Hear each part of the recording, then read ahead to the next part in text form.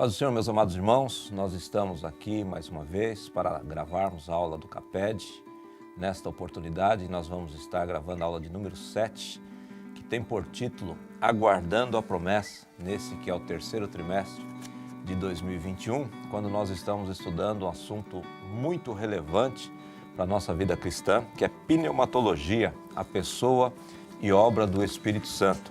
Nesta oportunidade, eu tenho o privilégio de ter comigo aqui dois irmãos, membros do nosso ministério, que servem ao Senhor. Tem aqui o irmão Natan e tem também o irmão Edjailson, que serve ao Senhor. Natan na Vila Luzita e Edjailson na Vila Helena. A paz do Senhor, pastor Paulo, a paz do Senhor, irmão Natan, também a paz do Senhor a todos os nossos professores, amigos, ouvintes. Que Deus abençoe a todos. Espero que essa aula seja de bastante proveito para todos os professores do CAPED. Paz do Senhor, meus irmãos, pastor Paulo, irmão Edjailson. Espero que essa aula seja muito proveitosa, muito edificante para todos nós, principalmente aos professores que estarão na frente da sala de aula. Muito bem, meus irmãos, então nós vamos iniciar aqui nossa conversa nessa sétima lição desse terceiro trimestre, que tem o título Aguardando a Promessa. Nosso texto-chave, ele está registrado em Lucas, capítulo 24, versículo 49, que diz assim: Eis que envio sobre vós a promessa de meu Pai. Permanecei, pois, na cidade, até que do alto sejais revestido de poder. Para refletir, nós temos a seguinte expressão: o batismo com o Espírito Santo é uma promessa que deve ser desejada por todo crente que experimentou a graça salvífica. Nossa leitura bíblica em classe, ela está registrada no Evangelho de João, capítulo de número 20, versículos 19 a 22, e também em Lucas, capítulo 24, versículo 49. Então, na lição dessa semana, nós vamos estudar sobre alguns aspectos da promessa da manifestação do Espírito Santo na vida da igreja. O primeiro aspecto que nós vamos ver nessa lição é o aspecto regenerador, como aquele que veio, o Paráclito, como aquele que veio para convencer o mundo do pecado, da justiça, do juízo. E no segundo aspecto nós vamos ver também o Espírito Santo como aquele que vem para revestir o regenerado com o poder do alto, visando aí, então a capacitação para o trabalho missionário. Então, nesses dois aspectos a gente vai estudar a lição desta semana e, como já foi dito aqui pelos nossos companheiros, nós esperamos que o comentário que nós vamos fazer aqui possa ser de muita ajuda para você, professor, no preparo da sua aula, e que você seja uma ferramenta, um instrumento de Deus para a educação e edificação dos seus alunos em sala de aula. Então, já começando aqui com o irmão Natan, no primeiro tópico, quando ele fala desse aspecto da promessa do Espírito Santo, como aquele que vem para trazer uma regeneração moral e espiritual. Um aspecto muito importante que a própria revista nos traz, a palavra paracletos, significa em primeiro momento consolador, mas também, se a gente for olhar um pouco mais na semântica da palavra, ele fala sobre aquele que conforta, aquele que consola, né? Então, quando a Bíblia fala do Espírito Santo como consolador, como confortador, não é simplesmente uma presença de estar junto, uma presença de estar perto, mas é algo de estar juntos. O apóstolo Paulo vai dizer em 1 Coríntios 3,16 que ele está dentro de nós, habitando em nós. Então, o consolo do Espírito Santo é uma presença totalmente ativa nas nossas vidas, não é simplesmente uma companhia que fica de vez em quando do nosso lado, não. É uma presença dia a dia nas nossas vidas, a todos os momentos e a todas as circunstâncias. Importante, Natan, nessa colocação sua, é que assim, gostei bastante desse não estar só perto, né? Ele interage com a gente, a ponto de a Bíblia dizer que quando a gente não sabe o que dizer, ele intercede por nós, ele fala por nós, ele é o nosso porta-voz, né? Esse aspecto aqui, Edjailson, de ser o consolador, de ser aquele orientador, aquele que conduz, protegendo também, para que o crente ele possa caminhar na sua jornada dentro de uma perspectiva de proteção de Deus? Muito importante, pastor Paulo, irmão Natan, e eu gostaria de fazer uma ênfase à introdução dessa lição, né? Me reportando ao profeta Joel, quando no Antigo Testamento ele faz essa ênfase a essa promessa, né? Uma das maiores bênçãos colocadas diante do povo de Deus é o derramamento do Espírito de Deus, né? Do Espírito Santo sobre toda a carne. Nós vimos que no Antigo Testamento o trabalho do Espírito Santo, o Espírito Santo atuava de forma seletiva e temporária, né? Ele vinha de forma seletiva porque era apenas sobre alguns homens, né, e mulheres. Haja visto os profetas, sacerdotes, juízes e reis, e de forma temporária, capacitava apenas para aquele serviço específico e depois saía. E essa promessa que nós temos, irmãos, para o nosso tempo, é sobre toda a carne. O Espírito, ele iria atuar como tem atuado em nossas vidas, né? Em nossa época, sobre toda a carne, nesse aspecto que os irmãos enfatizaram muito bem, um Consolador presente ao lado em todo instante. Então, queridos, dentro desse primeiro tópico, a gente vê que esta promessa, ela é feita para que aconteça em etapas, em fases, né? Então nós vemos aqui que essa promessa, ela de derramamento do Espírito Santo, ela tem que ser antecipada, ou ela tem por antecipação a necessidade da regeneração.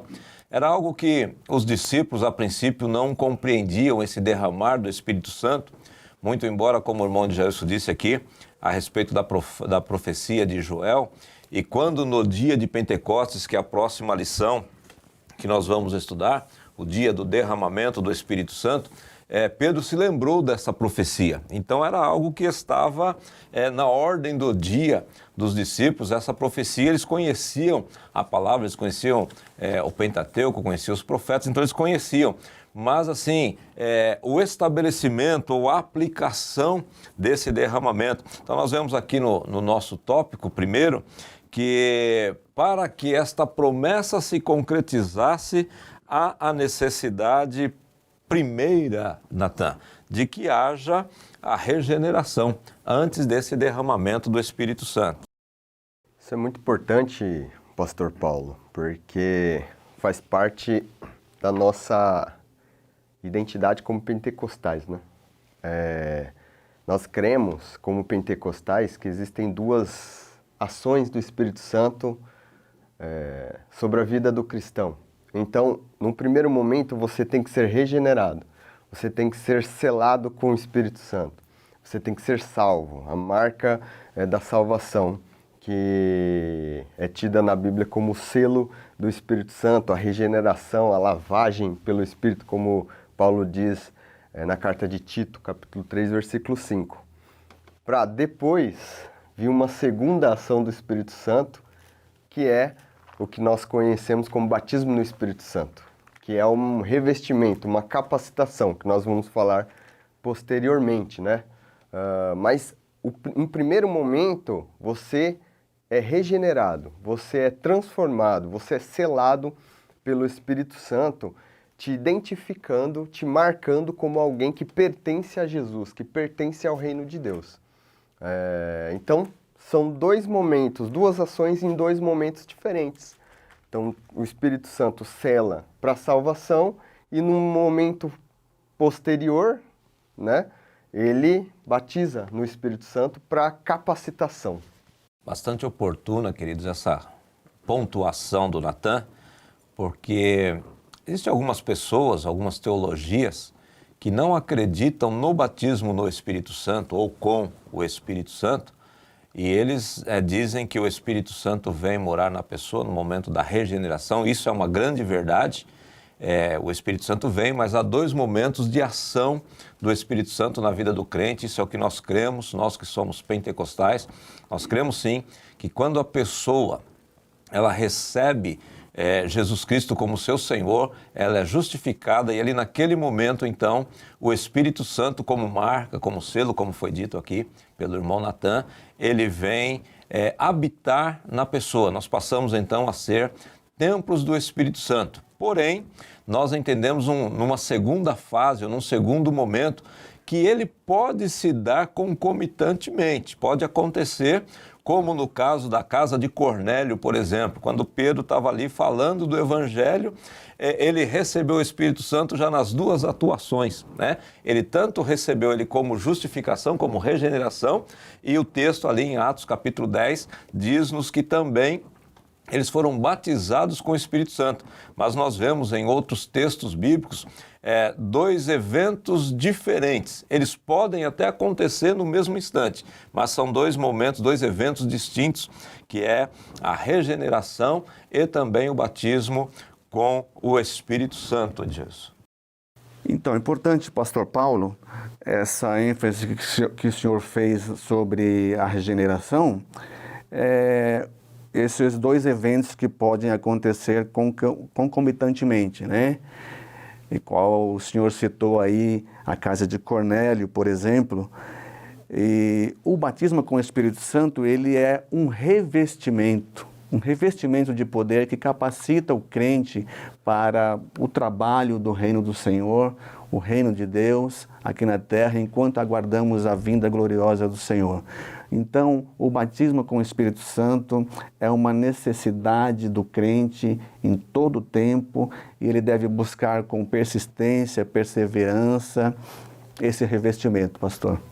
Muito bem, queridos. Então, nesse primeiro tópico, a gente viu um dos aspectos da manifestação do Espírito Santo, da promessa de manifestação do Espírito Santo, que é a regeneração. É quando ele atua na vida da pessoa, convencendo o homem do pecado, da justiça, do juízo, confortando, consolando, limpando, lavando, nesse aspecto. E no segundo tópico da nossa lição, ele vai se ater um pouquinho ao versículo 49 de Lucas 24, que é o nosso texto-chave, quando Jesus, reforçando a promessa da descida do Espírito Santo, ele já no seu final de ministério terreno, ele exorta os seus discípulos a que não saiam da cidade de Jerusalém, que permaneçam na cidade de Jerusalém, até que aquela promessa ela se cumprisse. Isso demonstra a proximidade do evento em relação à subida de Jesus Cristo, né? Como ele disse para eles não se ausentarem, ele estava dando ali uma boa dica de que aconteceria por aqueles dias. A gente tem outras promessas de Jesus que, apesar de parecerem iminentes, elas estão demorando um pouquinho para acontecer, né, Natan? A vinda de Jesus, que os discípulos já pensavam ser imediata, ela não se deu ainda. Mas esta promessa aqui, quando Jesus disse, fiquem em Jerusalém até que do alto sejam revestidos de poder, era uma indicação de que seria algo meio que imediato, né? Isso é extremamente importante, né? É interessante como a ação de Deus na Bíblia, ela segue também alguns padrões assim, hermenêuticos, vamos dizer assim. Um ponto importante, Jerusalém é um lugar muito importante na Bíblia, né? Vários eventos aconteceram em Jerusalém. Quando Jesus Cristo pede para aqueles discípulos ficarem em Jerusalém, e você tem um contexto ali, que Jesus morre na Páscoa, ressuscita, e depois de 50 dias viria uma festa chamada Festa do Pentecoste, que Pentecoste significa 50 dias depois. Cristo passa 40 dias com eles, né? Dando provavelmente algumas instruções aí sobre o reino de Deus, mas essa festa do Pentecoste, ela celebra os primeiros colheitos, a primeira colheita ali, né? Os primeiros frutos. Se você pensar num sentido um pouco mais hermenêutico, você entende que são os primeiros frutos do trabalho de Cristo. Cristo, ele plantou, semeou aqui na terra, pregou, morreu aqui no seu ministério terreno. E quais foram os primeiros frutos? Justamente nesse dia, que é quando Pedro, o apóstolo Pedro, prega ali em Atos 2 e 3.000 almas se convertem. Ou seja, os primeiros frutos do trabalho de Cristo surgem justamente na festa que celebra os primeiros frutos aí, né? Então a gente percebe uma ênfase do texto em mostrar ali o reino de Deus também crescendo como se fosse uma árvore, né? Como se fosse uma planta, né? A pergunta aqui, Jailson, já respondida, né? De alguma forma pelo irmão Natan, pergunta aqui, por que Jerusalém? Por que Jerusalém? Por que Jerusalém, né? O autor, ele faz menção aqui dessa importância, pastor. O templo ficava em Jerusalém. Praticamente nós podemos destacar, afirmar que Jerusalém era o centro espiritual da humanidade na época, né? Nenhuma cidade se igualava a Jerusalém. Judeus da Galiléia e de todos os países ali ao redor faziam peregrinações constantes para Jerusalém, né, para celebrar as 3 festas maiores do povo judeu, o qual o irmão Natan fez menção, né, que era a Páscoa, o Pentecostes e Tabernáculo. Além da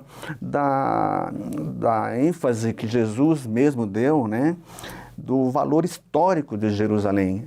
Jerusalém tem um marco muito importante na história da humanidade, do povo judeu, como princípio, meio e fim, né? Apocalipse vai relatar a importância dessa cidade, né? Então, por isso, a ênfase que Jesus deu, por que Jerusalém? Querido, se a gente for pensar na importância do evento, que é o derramamento do Espírito Santo, isso não podia acontecer numa cidadezinha qualquer, num lugar ermo, num lugar deserto. É algo que precisava ser conhecido e reconhecido por todas as gentes. Como já dito aqui pelos meus companheiros, a cidade de Jerusalém, ela abrigava estas 3 principais festas, né? A festa da Páscoa, a festa de Pentecostes, a dos Tabernáculos. E olhando um pouquinho para a questão climática da região, a festa de Pentecostes era mais favorável para esta vinda das pessoas para Jerusalém. E havia essa necessidade das pessoas virem pelo menos uma vez por ano a Jerusalém para celebrar o Senhor. As pessoas do sexo masculino, principalmente, tinham quase que uma obrigação de vir a Jerusalém para celebrar ao Senhor. E por que na festa de Pentecostes, além do favorecimento do clima, por que em Jerusalém, pela grandiosidade da cidade, mas por que em Pentecostes? Natan disse muito bem aqui que era o início da colheita de trigo, então as primícias elas eram oferecidas. E olha o que a Bíblia diz em Levítico, capítulo 23, sobre a festa de Pentecostes. Capítulo 23, versículos 15 a 17, diz assim: depois de quê? Depois da festa da Páscoa. Para vós contareis desde o dia seguinte ao sábado, desde o dia em que trouxerdes o molho da oferta movida, 7 semanas inteiras serão, até o dia seguinte ao 7º sábado, contareis 50 dias. Então oferecereis nova oferta de manjares ao Senhor. Olha que coisa linda. No dia de Pentecostes, era exigido do povo que desse uma oferta nova. No Pentecoste pós-ressurreição, é Deus quem dá a oferta nova para nós. É Deus quem manda o Espírito Santo. Então, inverteu a ordem aqui do ofertante. Se nas festas anteriores era o povo quem dava a oferta nova, agora Deus, ele assume para si a responsabilidade de ele trazer uma oferta nova. Trazer a vinda, a presença do Espírito Santo.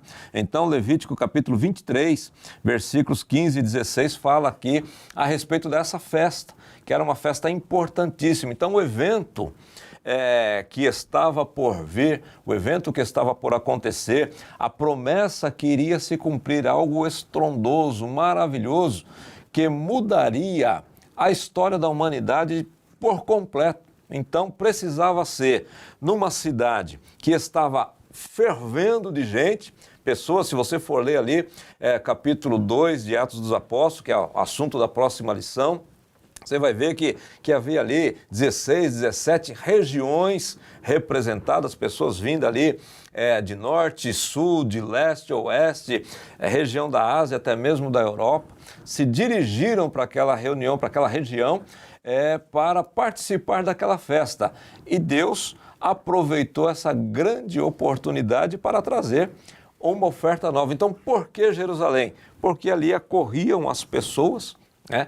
Era o centro de reunião espiritual do povo judeu e dos prosélitos, das pessoas convertidas ao judaísmo que vinham para aquela região, e a festa ela era atraente e atrativa, momento propício para Deus se manifestar. E a gente vê, Natan, até essa questão de Deus aproveitar a festa, né?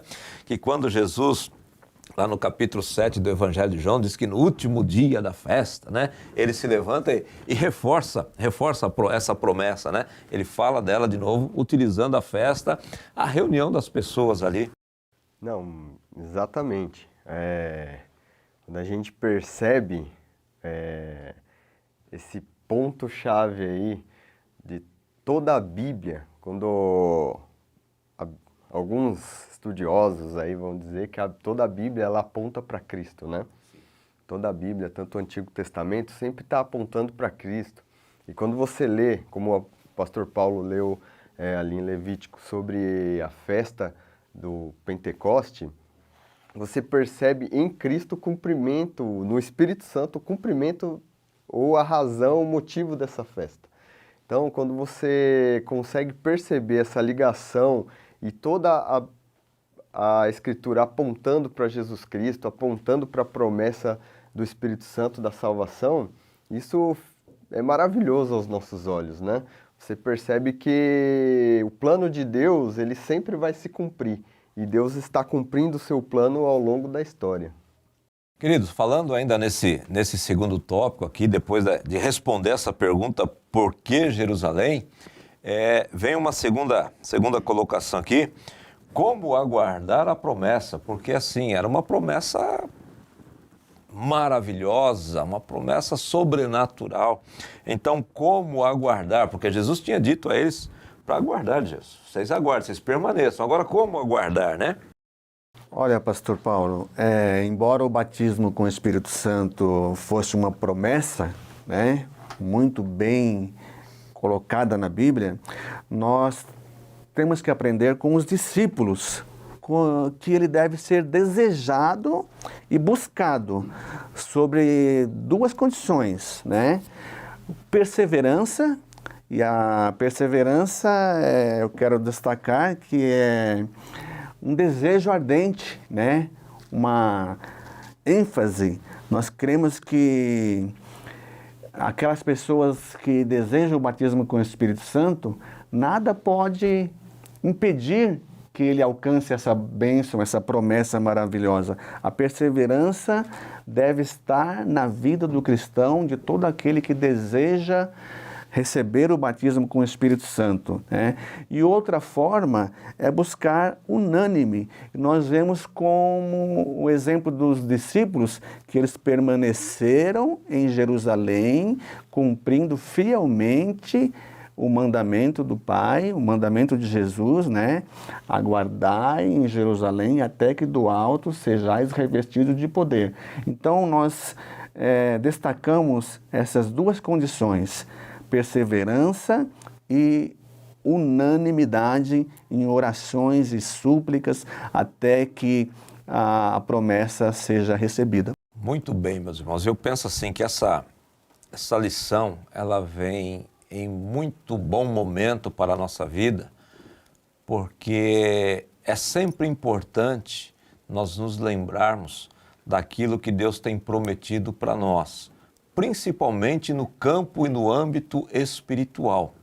Há um tempo que nós estamos vivendo, um tempo muito humanista, quando as pessoas pensam muito no ter e esquecem-se um pouco do ser, quando o ser humano quer ser o centro de todas as coisas.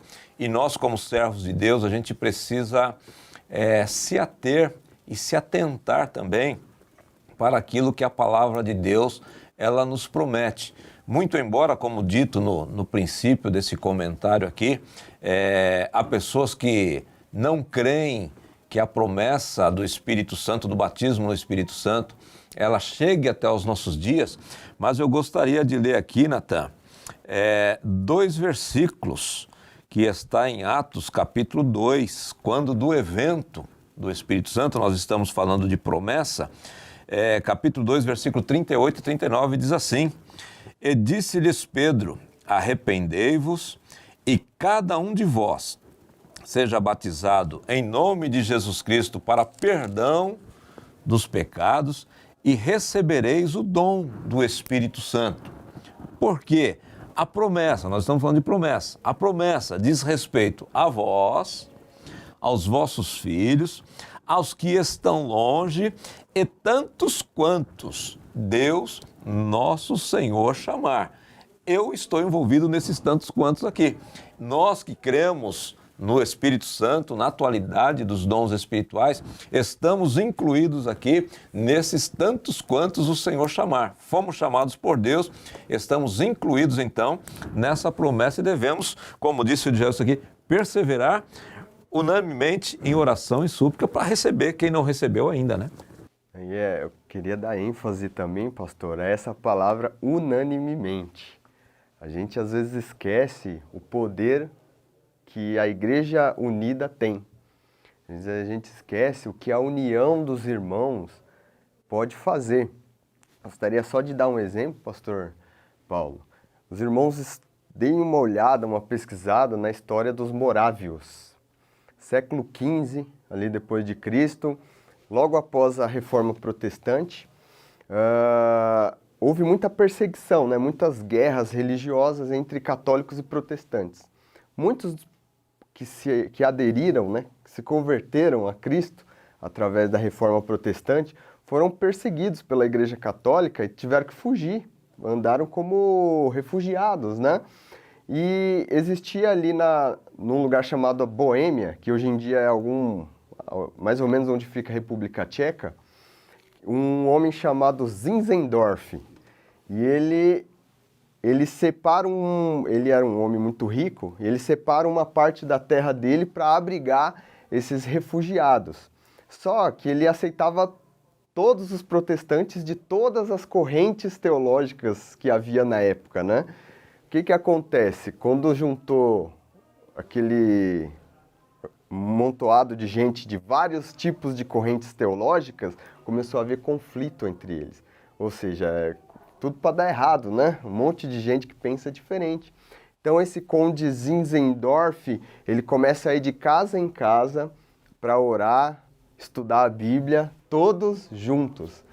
E o avivamento ali foi tão grande, pastor Paulo, que eles começaram a se juntar e adorar o Senhor juntamente, uns com os outros, mesmo pensando diferente.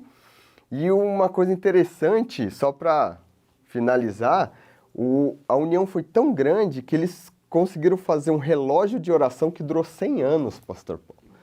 100 anos. Ou seja, um depois do outro ia orando. Durante 100 anos durou esse relógio de oração justamente por causa de união do corpo de Cristo.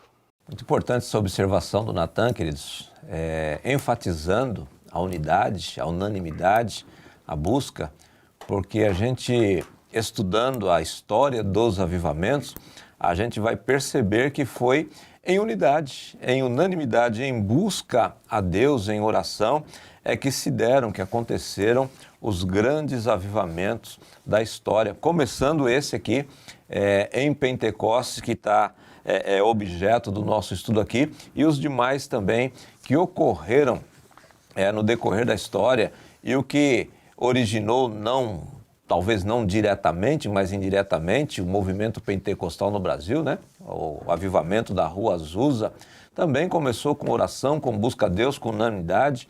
Então, é dessa forma que nós vamos conseguir. E é bem propício para esse momento nosso, nós nos unirmos nesse momento de pandemia que a gente vive, quando muitas pessoas estão assustadas, né, com o que a gente tem vivido. É muito importante a gente se unir, perseverando em oração, perseverando em busca ao Senhor, na meditação na palavra, e temos certeza de que nós desfrutaremos também desta promessa que é atualíssima. Muito embora ela venha desde os dias do Antigo Testamento, essa promessa ela é muito atual e ela diz respeito a nós, conforme li aqui em Atos capítulo 2, versículo 38 e 39. E o último tópico da nossa lição, ele vai falar sobre a promessa do batismo com o Espírito Santo.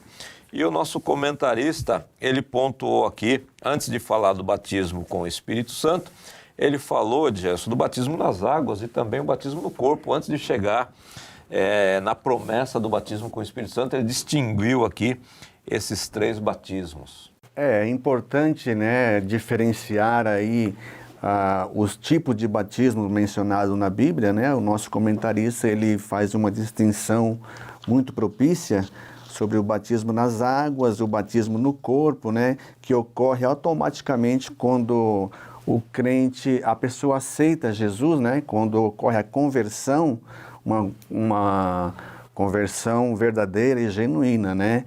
Então a pessoa passa a fazer parte do corpo de Cristo, né? E o batismo nas águas é um batismo de arrependimento, um batismo de transformação, que denota uma transformação na vida, né? Antes e depois da imersão em águas, né? E o batismo com o Espírito Santo, que é algo totalmente complementar, que vai dar continuidade e um revestimento conforme aquilo que nós estamos falando. Importante destacar aqui, queridos, que o batismo nas águas, como dito aqui pelo irmão Edjailson, ele é um sinal público, né, de algo que aconteceu já na minha vida. Nós cremos que o batismo ele não salva ninguém, ele não regenera ninguém, que aquela água batismal ela não tem poder de perdoar pecado. Existem até algumas linhas de pensamento, Natan, que batizam em águas correntes, porque acreditam que é a água que purifica. Não, quem purifica, quem nos limpa é o sangue de Jesus Cristo, é Ele quem nos perdoa, é Ele quem nos regenera. A partir desta regeneração, o Espírito Santo vem morar em nós. Então, o batismo nas águas, só para ficar bem claro aqui, eu sei que os professores sabem disso, né? Só para a gente relembrar que o batismo na água ele é um sinal público, ele é um sinal aparente daquilo que aconteceu intimamente ou internamente dentro da pessoa, né? Isso é muito importante ressaltar, pastor Paulo, Jailson, porque às vezes há um pouco de confusão, né, sobre isso. Na verdade, quando a gente fala em batismo nas águas e batismo no corpo, a gente está falando da mesma coisa, só que em momentos diferentes, né? Você é batizado no corpo de Cristo quando você aceita Jesus, quando você se converte. E o batismo nas águas, como bem pontuou o pastor Paulo, ele é um sinal, você está mostrando para o mundo que você aceitou, que você se converteu, né? Eu gostaria de ressaltar um pouco essa palavra, batismo, que o próprio autor ele levanta aqui, que a palavra batismo no grego, baptizo, no Novo Testamento existem 2 palavras para batismo, né? A palavra baptizo, que o autor, e a palavra que o autor ressaltou aqui, a palavra bapto. Só que elas não significam a mesma coisa, percebe? Um médico grego chamado Nicander, ele vai fazer uma receita médica para preparação de picles, uma coisa assim, fora da Bíblia, mas para a gente entender o sentido das palavras. Esse médico viveu em 200 anos antes de Cristo. Ele vai dizer o seguinte, que para você preparar o picles, você pega ele e coloca ele, mergulha ele em água fervente e já logo tira. Essa é a palavra bapto, Então é mergulhar e tirar. E depois você mergulha ele numa solução com vinagre. Isso, baptizo. Qual que é a diferença das duas palavras? O primeiro ato, que é você mergulhar ele na água, não faz nada com o picles. Percebe?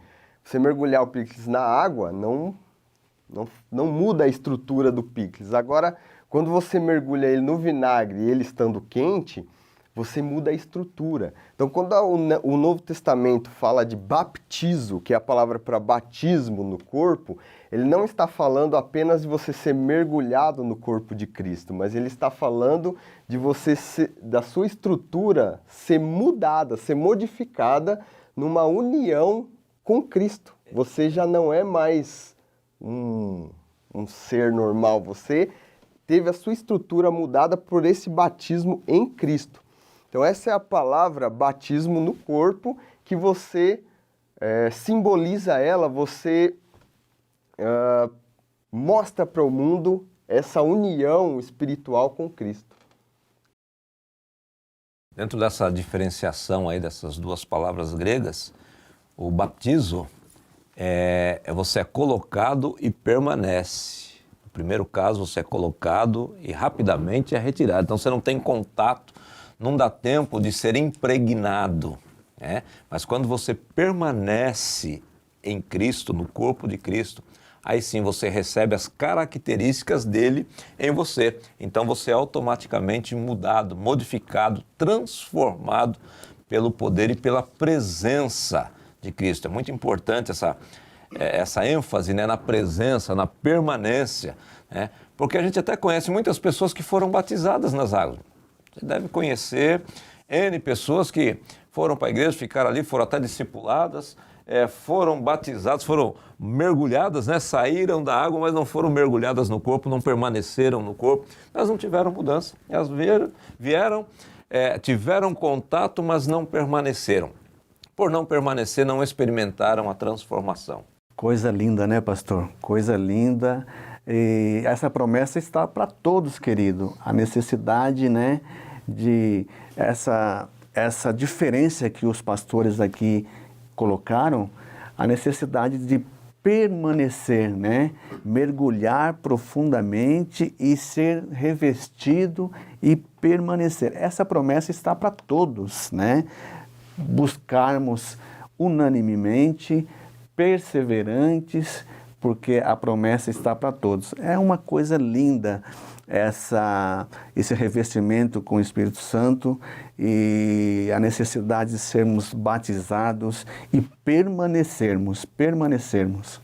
E a última parte aqui, o último subtópico do tópico 3, ele fala especificamente da promessa do batismo com o Espírito Santo, e aí está linkado, né, com o nosso tema, nosso texto bíblico, nosso texto-chave, que é Lucas 24:49, que é a promessa da descida, a promessa do batismo com o Espírito Santo, que, como já dito aqui por nós, é uma promessa bastante atual. O que a gente pode trazer de subsídio, Natan, para os nossos professores aqui nessa promessa do batismo com o Espírito Santo? Bom, ressaltando também, pastor, que o pastor Paulo já mencionou anteriormente, mas enfatizando novamente, nós citamos ali, o irmão de Jailson falou, da profecia de Joel. Joel 2, capítulo 2, versículo 28 ao 32, ele vai falar sobre a descida do Espírito Santo. O apóstolo Pedro, ele vai repetir essa promessa em Atos 2, do 14 até o 21. Só que eu queria levantar a questão para os irmãos que estão nos assistindo, que a profecia de Joel, ela tem um elemento diferencial. Por exemplo, quando Isaías profetiza em Isaías 53 sobre a vinda do Messias, ele profetizou, em Cristo se cumpriu e nunca mais vai se cumprir de novo. Não vai vir outro Messias na terra para morrer. Cristo já veio, ou seja, a profecia de Isaías se cumpriu.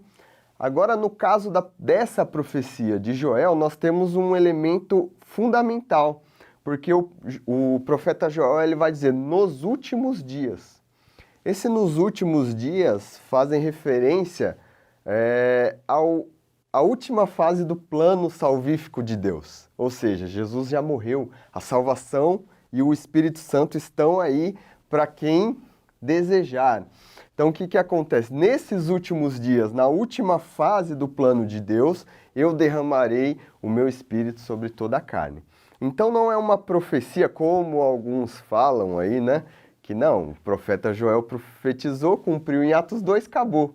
Não, a profecia de Joel, ela começa ali em Atos 2, ela começa nos dias de Pentecostes, e como o pastor Paulo bem mencionou ali em Atos capítulo 2, versículo 38 e 39, essa promessa começa ali, mas ela não termina ali. Ela é para os vossos filhos, ou seja, as próximas gerações, ela é para aqueles que estão longe, para aqueles que estão em todos os lugares e para todos quanto Deus chamar. Ou seja, todas as pessoas que depois do Pentecostes quiserem, podem receber o revestimento do Espírito Santo, porque não é uma promessa, não é uma profecia que foi pontual. Joel profetiza um tempo, uma ação diferente de Deus, que começou em Atos 2 e vem até os nossos dias e até o dia que Jesus Cristo voltar.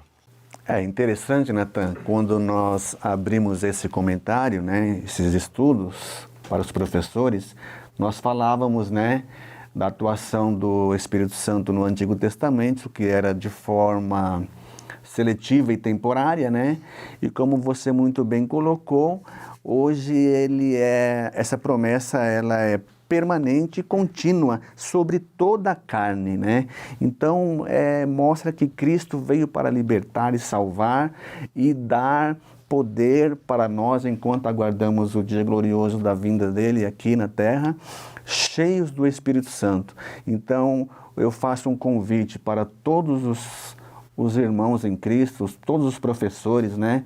Nessa aula, enfatize essa necessidade de os irmãos procurarem essa promessa gloriosa, perseverando com orações e súplica permanentemente, porque a promessa é para todos nós e é até que Cristo volte. Queridos, falando de promessa, eu vou ler aqui alguns textos no Antigo Testamento que falam sobre a promessa, começando por Isaías 32 e 15.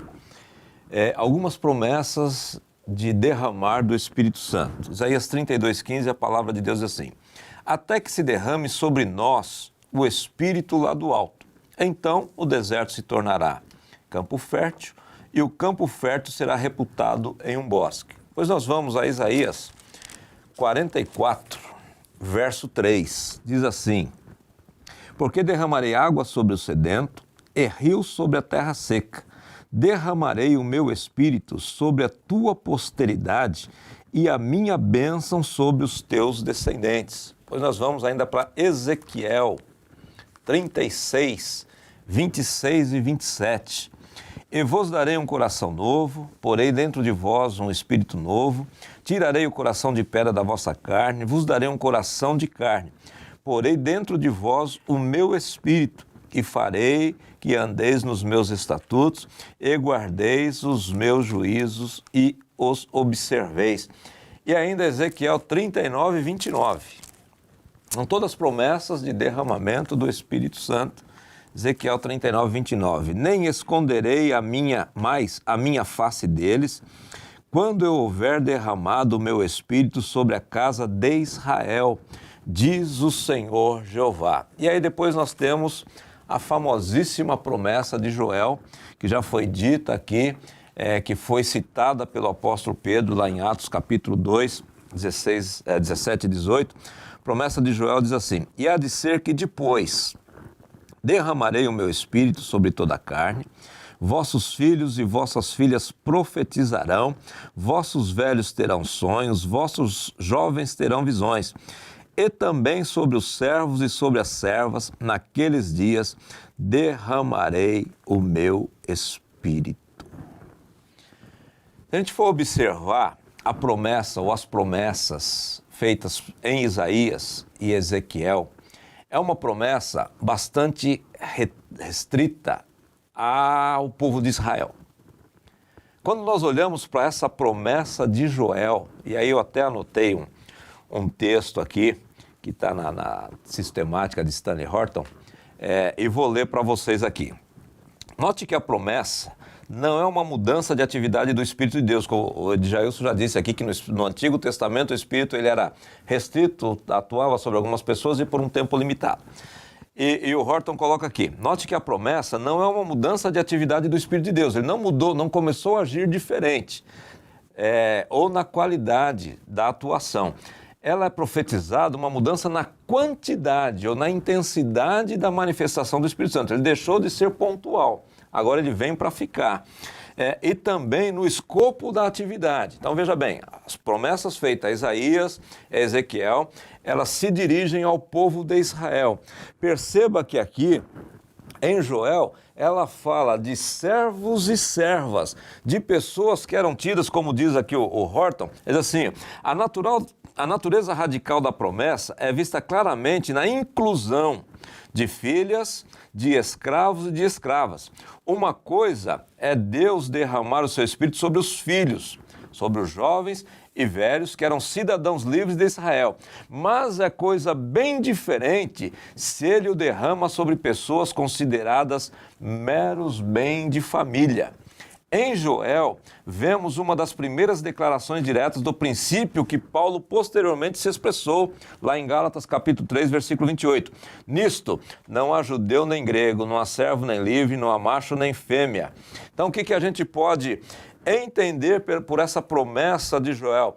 A extensão, a abrangência da promessa de Deus, que ela não se restringe agora, como Isaías e Ezequiel, ao povo de Israel, a um derramar do Espírito Santo sobre uma elite privilegiada, poderíamos talvez usar essa expressão aqui, mas a promessa de Deus, que talvez o povo de Israel não tivesse compreendido, é que ela não se restringiria a essa elite, mas é uma promessa que vai muito além, porque Deus, ele é Deus das nações, ele é Deus da humanidade, ele é Deus de todas as pessoas. Ele não é um Deus elitista, não. Ele é um Deus que tem prazer em salvar todas as pessoas e também cumprir a sua promessa, como dito aqui por Paulo aos Gálatas, capítulo 3, versículo 28, que não há distinção, não há separação. Deus, ele não vê o judeu ou o grego. Na salvação estão abrangidas e abarcadas todas as tribos, povos, raças, línguas e nações, e a promessa do Espírito Santo,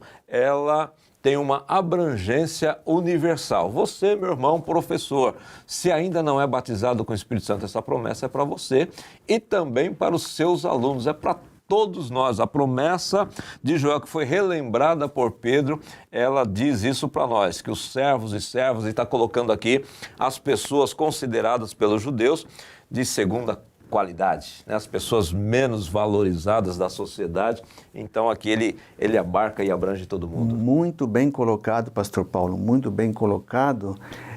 Isso mostra que o Evangelho, né? O Evangelho deveria quebrar as correntes da escravidão. Quando fala de servos e servas, estava colocando as pessoas, né, do mais baixa estirpe, da mais baixa qualidade. Então, está igualando todo mundo. Diante de Deus não existe grandes e pequenos, existem todos filhos, né?